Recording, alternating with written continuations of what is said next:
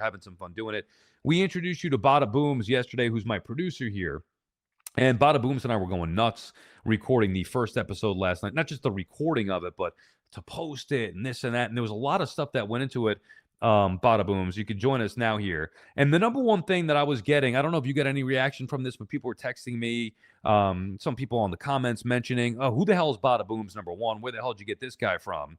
And the other thing was that your mic sucked. One thing I didn't factor into this whole equation, because we talked about this for a couple of weeks leading up to this launch, was your setup, because I didn't really care. Honestly, I needed you to do the behind the scenes thing. I wasn't concerned about your mic, but I will be sending you some stuff.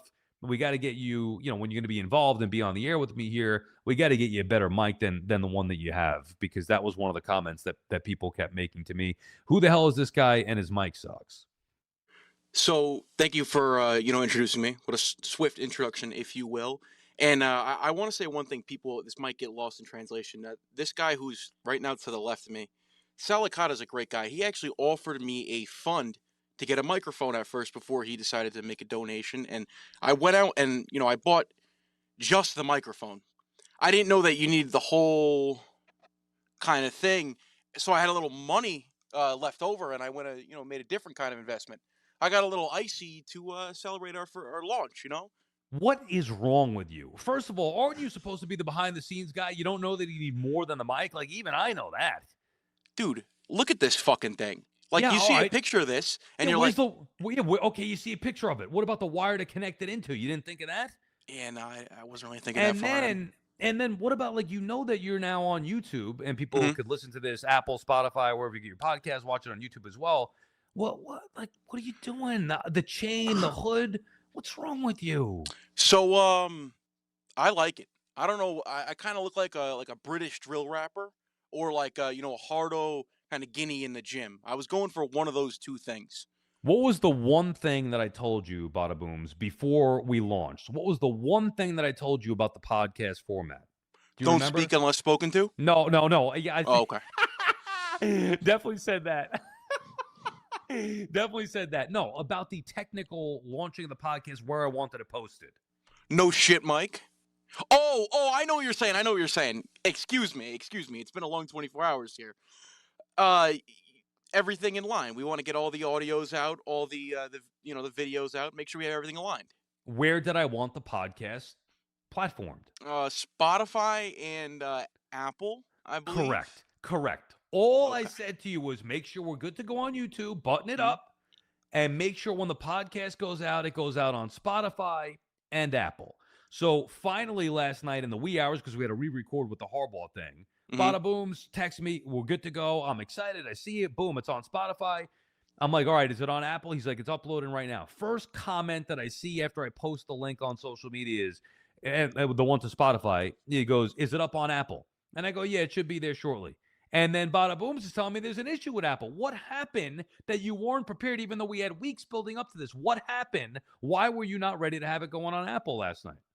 So I'm not gonna lie, I'm a little terrified even saying this on air, because I don't know what the executives are doing, and I don't know what's going on with the government either. Last night, as I go to click the button, everything was in line. I had everything nice. I had ducks in a row, if you will. Apple starts telling me that I gotta add my bank information. I'm like, all right, that's a little weird, but I gotta do. I made a promise to Sal. I made a commitment. Add your address, your tax information, take a full body scan. And I'm like, what the is going on here? It should never be this difficult in any sort of way. But with the creepers out there, I understand the full body scan. There's a market for my build, especially with the age. I don't want to get into all that right now. But that was the most ridiculous process to post an MP3 file that I think has ever had to be endured in the history of the world. But Did we're I up and did I running. did I not tell you to check all that stuff before? Just to You, clarify. I didn't even need a